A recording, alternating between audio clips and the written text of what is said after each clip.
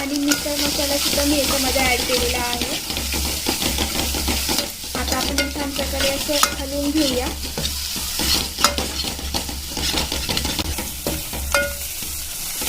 मित्रांनो, आपला इथं चांगला मसाला फ्राय झालेला आहे। याला तेल सुटूस आपल्याला फ्राय करायचं आहे।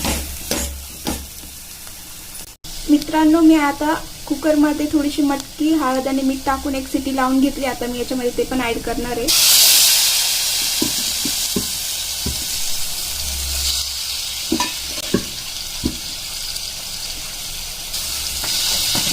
आता मित्रांनो, मी याच्यामध्ये थोडंसं पाणी पण ॲड केलेलं आहे।